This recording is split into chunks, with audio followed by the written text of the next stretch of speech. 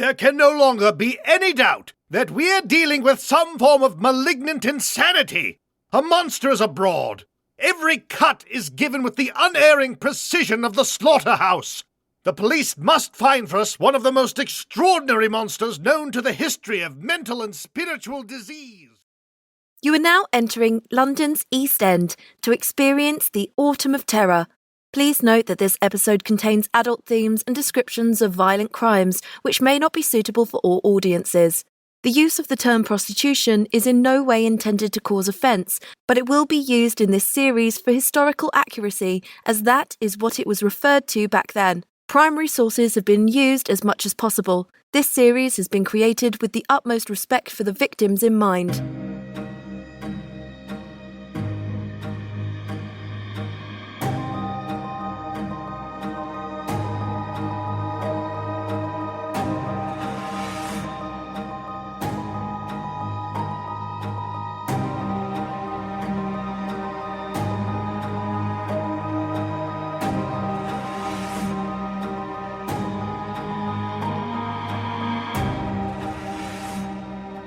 Hello and welcome back to Prasha's Murder Map.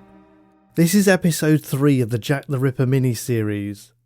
You might remember at the end of episode 2 we heard a newsboy calling out the latest headlines about another horrible murder, this time in Hanbury Street.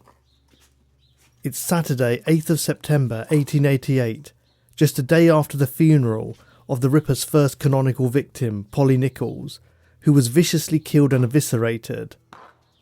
Let's jump in a hansom cab and head to the new crime scene, which is less than half a mile away from the site of Polly's murder in Bucks Row. Here we are at 29 Hanbury Street. Let's speak to John Davis, the man who found the body. What can you tell us, John? Well, I live on the top floor and I woke up at 5:45 this morning. I know because I heard the Spitalfields church clock. I had a cup of tea and went downstairs to the backyard. And would you believe it, there was a body lying near the bottom step.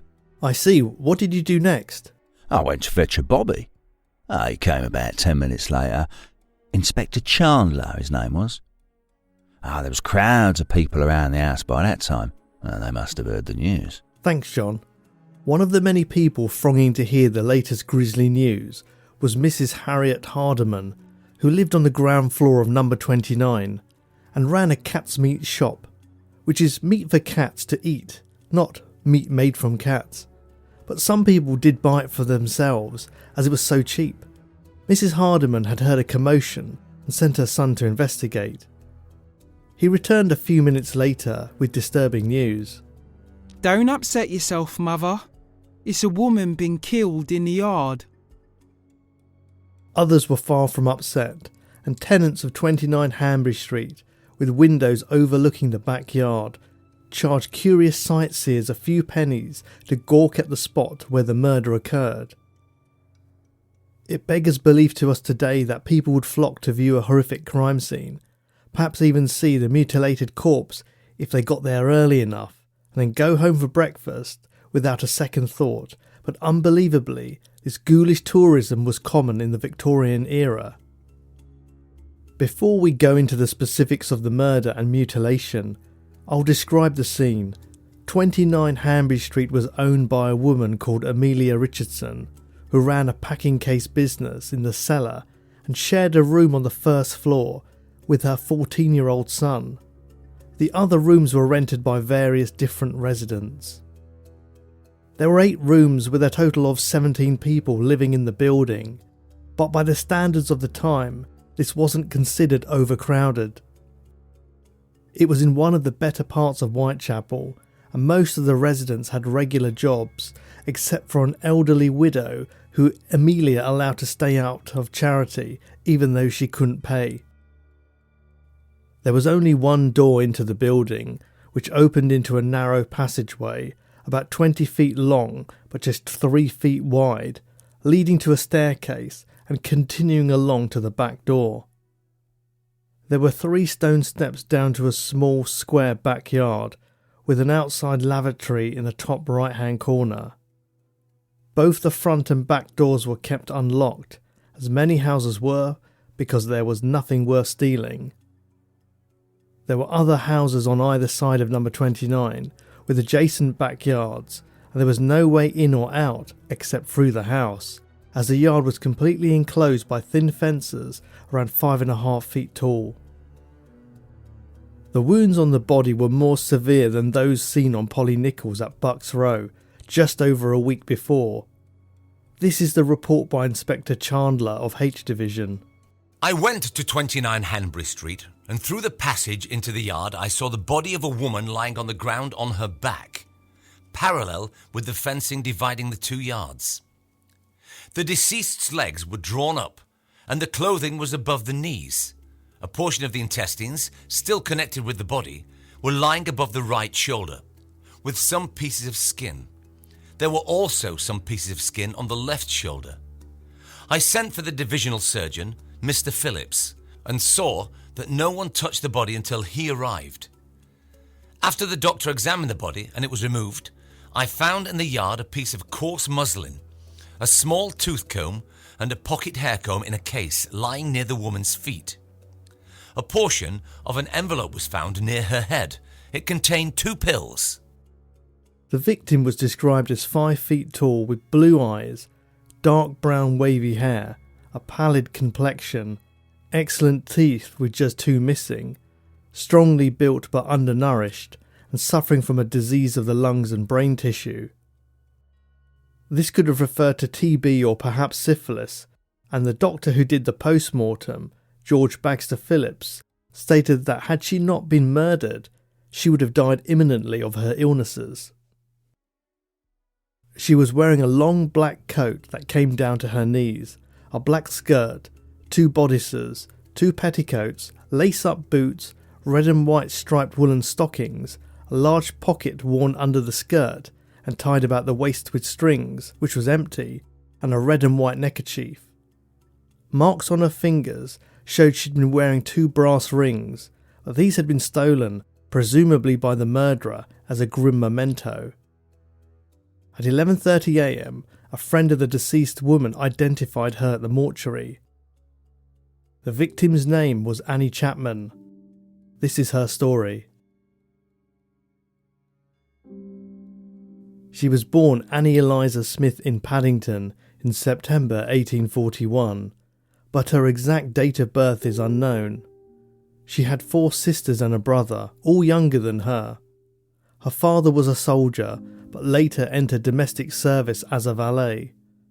Tragically, when Annie was in her early 20s and the youngest of her siblings barely more than a baby, her father committed suicide by cutting his own throat.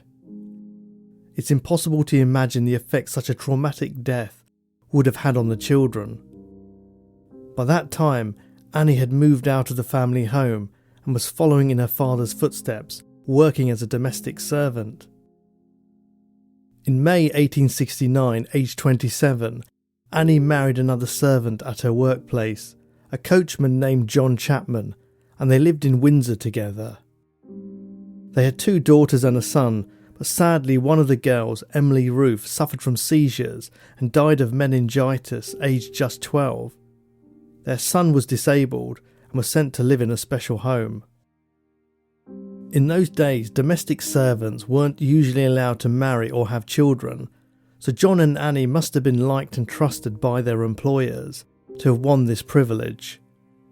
In some ways, this makes Annie Chapman's story even more poignant, because she'd had a relatively comfortable, respectable life before her sudden fall from grace. She's the only victim we have a photograph of when she was still alive. It was taken in the year of her marriage and shows her sitting in a chair while her husband John stands next to her. Both are well dressed and Annie's hair is neatly braided. At one point, John even secured a job as a servant to a nobleman, a very prestigious position. After their daughter's death in 1882, they began drinking heavily, and Annie was often seen wandering the countryside, unaware and intoxicated. She was arrested several times and held in jail until she sobered up. Annie and John agreed to part ways 2 or 3 years later, and John retained custody of the children. The split wasn't on bad terms, and he continued paying her 10 shillings a week until his death in 1886 from cirrhosis of the liver and dropsy, an old-fashioned term for oedema or swelling, possibly caused by heart failure. Many years later, Annie's sister Miriam wrote a letter to a minister in support of the temperance movement, describing how she had tried to prevent her sister's drinking. Just before I was 6 years old, my father cut his throat, leaving my mother with 5 children. My eldest sister took to drink when she was quite young. 12 years ago, I heard a sermon on Christians and total abstinence. I signed the pledge with 2 of my sisters, and we tried to persuade the one given to drink to give it up. She was married and in a good position. Over and over again she signed the pledge and tried to keep it. Over and over again she was tempted and fell. She said it was no use. No one knew the fearful struggle, and that unless she could keep out of sight or smell, she could never be free. For years we wrestled with God in prayer for her. She could not keep sober, so she left her husband and 2 children. We never knew where she lived. She used to come to us at home now and then. We gave her clothes and tried in every way to win her back, for she was a mere beggar. She said she would always keep out of our way, but she must and would have drink. It's sad to hear how Annie struggled with alcohol addiction, and I wonder if there'd been access to support groups and a better understanding of mental health as there is today, whether her life would have turned out very differently. Maybe all she needed was help in coming to terms with her daughter's death, and a healthier way of dealing with the grief. After John Chapman died, Annie had no choice but to move to the East End of London, the only place she could afford. She earned money by selling crochet work and flowers, but eventually turned to prostitution. Despite splitting from her husband, she'd been visibly upset when she heard the news of his death, and soon after this she gained the nickname Dark Annie because she always appeared depressed or downcast. Her friend Amelia Palmer noticed she was sad whenever she spoke of her children, and that since her husband's death she seemed to have given up. At this time, Annie was living with a sieve maker called John Civvy at a common lodging house in Dorset Street, one of the worst parts of Whitechapel, known for its violence and criminal element, so much so that policemen refused to go down there alone. We know it was one of the worst streets thanks to a poverty map created by social reformer Charles Booth, who undertook a research study between 1886 and 1903, mapping out the income and working conditions of each household, colouring in each dwelling according to their status, ranging from upper and upper middle classes, wealthy to lowest class, vicious, semi-criminal.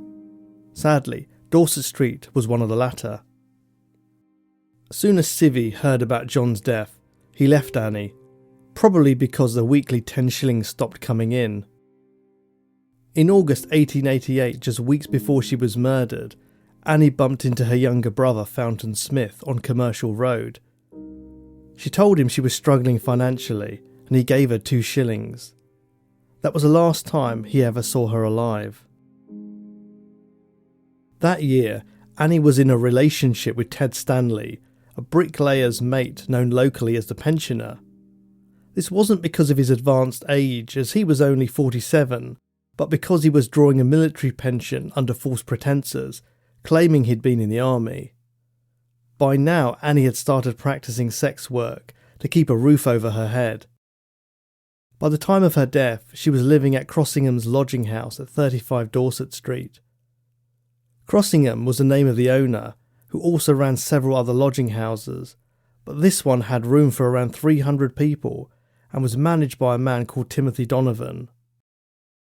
Stanley the pensioner often paid for Annie's bed there, and instructed Donovan to turn her away if she ever tried to enter with another man. He often spent the weekends with Annie at Crossingham's, but this arrangement wasn't exclusive. He also paid for a bed for another woman, Eliza Cooper.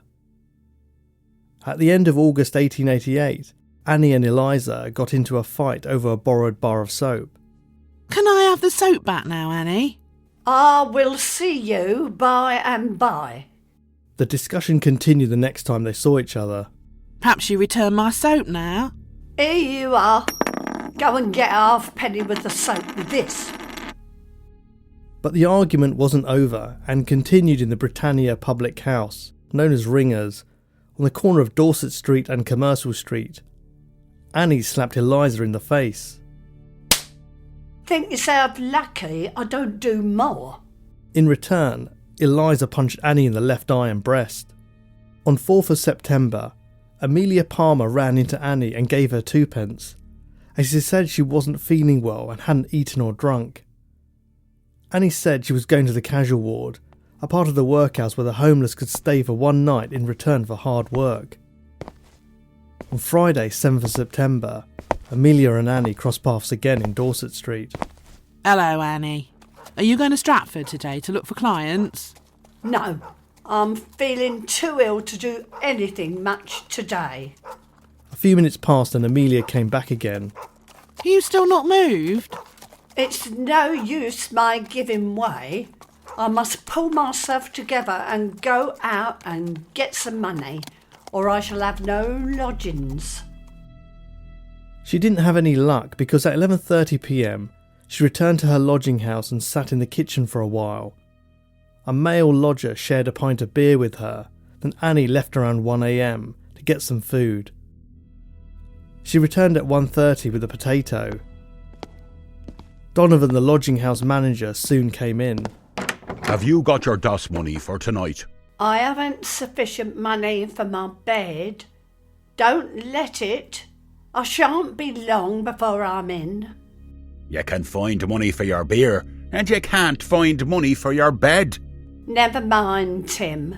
I'll soon be back. Despite still feeling unwell, she left Dorset Street and walked up Little Paternoster Row towards Brushfield Street. By now, it was about 1:50 a.m. At 4:40 a.m. at 29 Hanbury Street, John Richardson, son of the landlady Amelia Richardson, went through the passageway and sat on the steps leading into the backyard to trim some leather off his boot with a knife.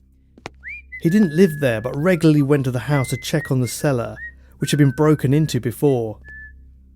Although the sun hadn't fully risen, it would have been light enough for him to see a body if it had been there, but he saw and smelt nothing.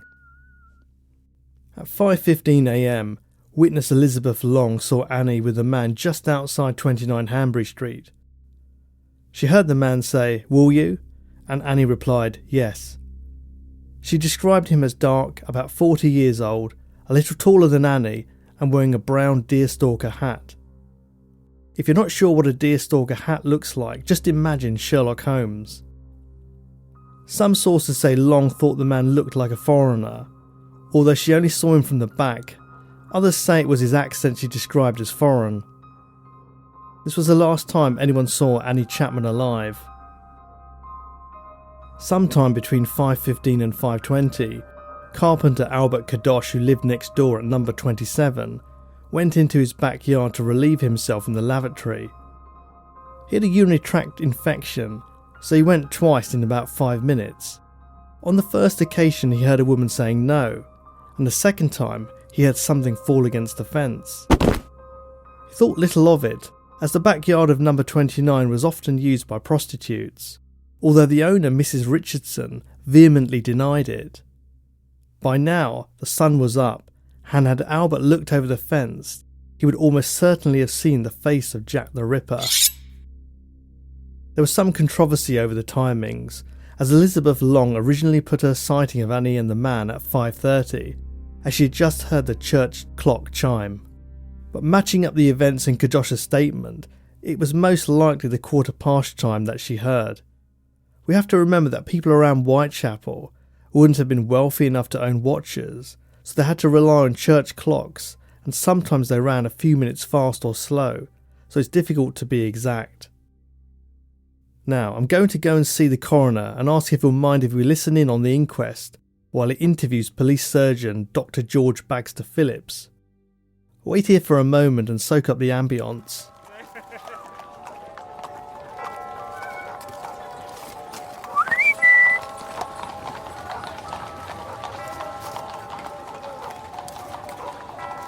They've said it's an old liveryman. He's been bothering me for months.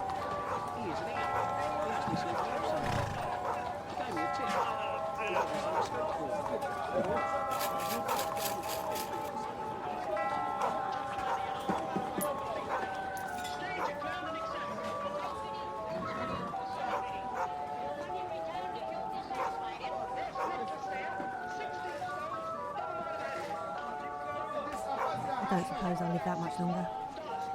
That's another thing that pleases me.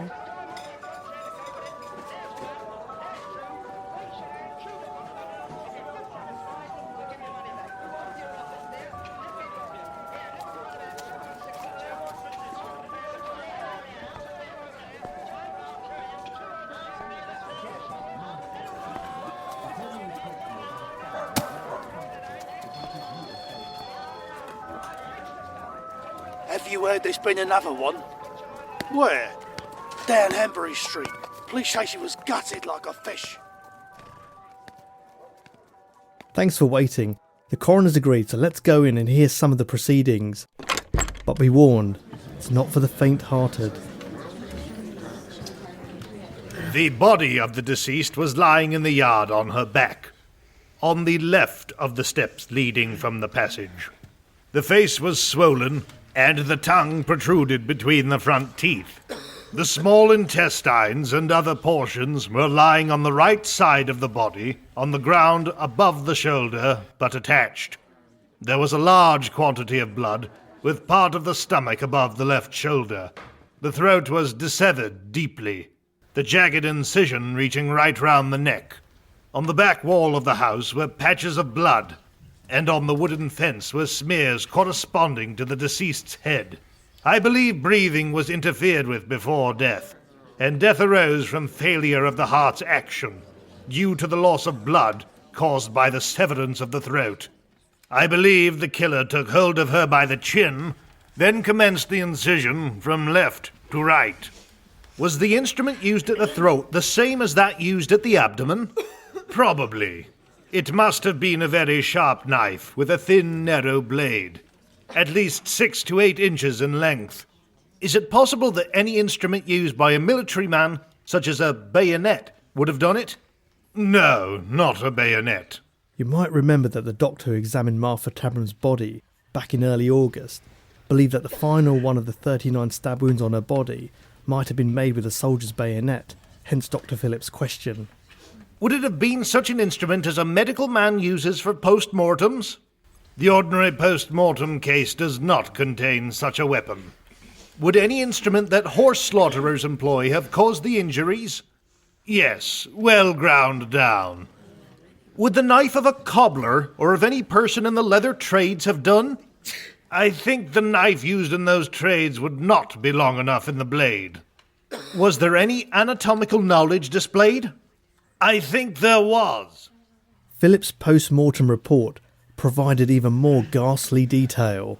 The abdomen was entirely laid open, the intestines lifted out of the body and placed on the shoulder, the uterus and its appendages, the upper portion of the vagina and the posterior 2/3 of the bladder were entirely removed. No trace of these parts was found, and the incisions were cleanly cut. The work was that of an expert who had such knowledge of anatomical or pathological examinations as to be able to secure the pelvic organs with one sweep of the knife, which must have been at least 5 or 6 inches long. I myself could not have performed all the injuries described in under a quarter of an hour. Coroner Wynne Baxter was thorough and incisive in his questioning, and would become well known for his involvement in the inquest of the Jack the Ripper victims. Once again, the verdict was willful murder by person or persons unknown. Whether or not the killer really did have anatomical knowledge would be hotly debated throughout the years. Police were no closer to finding the killer of Polly Nichols or Annie Chapman. The investigation was led by Inspectors Aberline, Helson and Chandler. Inspector Edmund Reed, who we heard about in previous episodes, was on holiday at the time. The house and all its inhabitants at 29 Hanbury Street had been questioned, and all the witnesses gave satisfactory accounts of their whereabouts. Even Ted Stanley, the fake pensioner, after a lengthy cross-examination by the acerbic Win Baxter. Over the years, a myth has been built up around Annie's possessions found at the crime scene, with some people claiming they were arranged deliberately and symbolically at her feet by the killer, which wasn't true. The scrap of envelope with 2 pills inside seemed at first to be a tantalising clue, as it bore the seal of the Sussex Regiment and was stamped London, 28th of August 1888, with a partial address visible. But any hopes that this could lead to the killer were dashed when a fellow lodger at Dorset Street, William Stevens, came forward to say he'd seen Annie pick up the discarded envelope from the floor of the lodging house and used it to store her pills because she'd accidentally broken the box she usually kept them in. By the end of the inquest, a Whitechapel Vigilance Committee had been formed in the Crown Public House on Mile End Road, not far from the murder sites. Irishman George Lusk was elected as president, and the group's mission was to help the police by looking out for suspicious characters. Everyone in the area was scared, on edge, and wound as tight as a coiled spring. How could the killer have escaped into the light of the early morning, covered with blood? How could anyone be so bold as to commit murder in the backyard of a house inhabited by 17 people? And above all, what possible malevolent, black-hearted use did he have for the body parts he'd taken from the scene? The post-mortem report we heard may shed some light on how bloody the killer would really have been, as it suggests that Annie was strangled and then lowered to the ground before her throat was cut, which would have led to lowered blood pressure and therefore less blood splatter, so this might explain why he didn't stand out in his appearance. But I think it's safe to say he must have lived close by, as the risk of him being noticed would be greater the more streets he had to traverse to reach home. Lurid articles were splashed across the newspapers, reflecting the public disbelief that a human being could murder and mutilate so heinously. Here's an extract from the Daily News printed on 10th of September 1888. Annie Chapman's head was nearly severed from her body by one stroke of a knife, and her mangled remains disposed about her in a way that suggested delight in the slaughter. All was done in half an hour. The house teemed with life. It was near the hour of rising, yet no one heard a cry. The swiftness, the perfect mystery of it all are heightening effects of terror. There can no longer be any doubt that we are dealing with some form of malignant insanity. A monster is abroad. Every cut is given with the unerring precision of the slaughterhouse.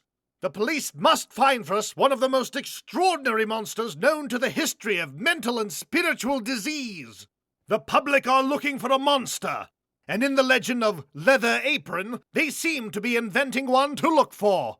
This should be discouraged, or there may soon be murders from panic to add to murders from lust of blood. A touch would fire the whole district in the mood which it is now. Leather Apron walks without making a noise, with piercing eyes and a strange smile, and Leather Apron looks like a Jew. This has already had its effect in a cry against Whitechapel Jews.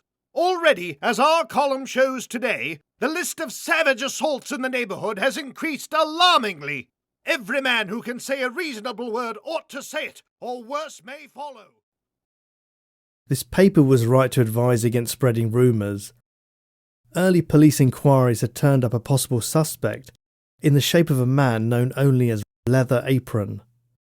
Prostitutes in the area reported being harassed by him, and that he would threaten to rip them up with a knife unless they gave him money. This was made even more sensational by the news that a leather apron had been found in the yard at the murder scene, recently washed and left to dry out. In fact, this belonged to John, Amelia Richardson's son, who had used it while mending the cellar door. Unfortunately, this didn't stop an angry mob nearly killing Polish Jewish boot finisher John Pizer, who was also known as Leather Apron. He had a solid alibi and thankfully received compensation after some of the more unscrupulous newspapers cast suspicion on him. There was concern amongst authorities about the anti-Jewish sentiment in Whitechapel, and the Leather Apron incident did nothing to allay their fears. There was a big Jewish community in the area of almost 50,000, as many had fled from their homes in Eastern Europe after the pogroms in Russia.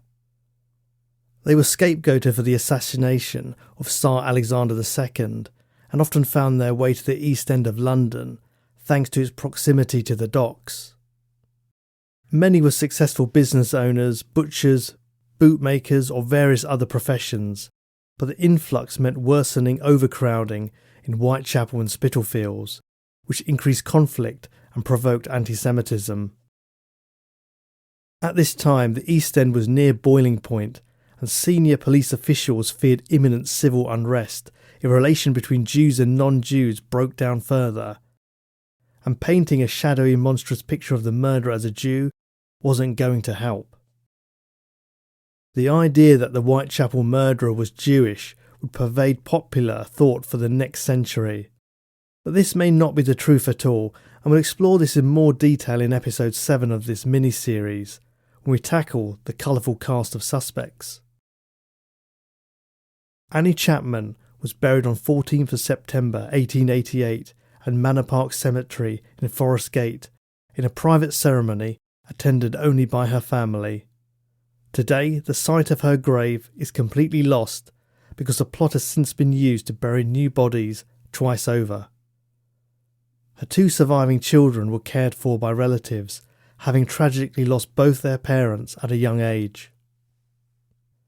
Hanbury Street has now been completely transformed into a covered car park and weekend marketplace, but can be seen as it once was in a YouTube clip filmed in the 1960s during the making of TV programme The London Nobody Knows. My wife and I were fortunate enough to go on a walking tour of the murder sites back in 2011, led by author and ripperologist Philip Hutchinson. I'm honoured to announce that Philip will be making an appearance in episode 6 to voice 2 characters, so be sure to listen out for that. I'll also be putting links to his books, repertoire and theatre company in the show notes. All the murder sites look vastly different now from how they did back in 1888, but if you visit in the dark and use your imagination, you can still just about envision those narrow, dimly lit passageways and the flicker of gaslights. If you listen, you might even hear the ghostly echo of footsteps. The footsteps of the blood-soaked demon who still stalks the streets in our imaginations. But let's not forget that the killer was still being referred to at this time as the Whitechapel murderer or the Whitechapel fiend. He didn't yet have a name, but he was just about to get one. Extra, extra! Letter sent by the killer! Read all about it! Killer's own words! He's given himself a name! That was good timing. As I was saying, on 27th September 1888, the London Central News Agency received a chilling letter.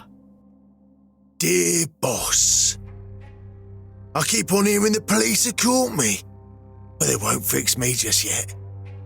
I have laughed when they look so clever and talk about being on the right track. That joke about Leather Apron gave me real fits.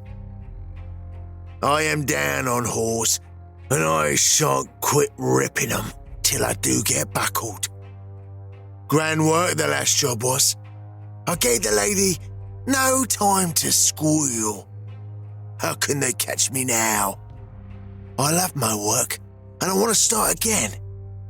You will soon hear of me with my funny little games. I saved some of the proper red stuff in a ginger beer bottle over the last job to write with, but it went thick like glue, and I can't use it. Red ink is fit enough, I hope.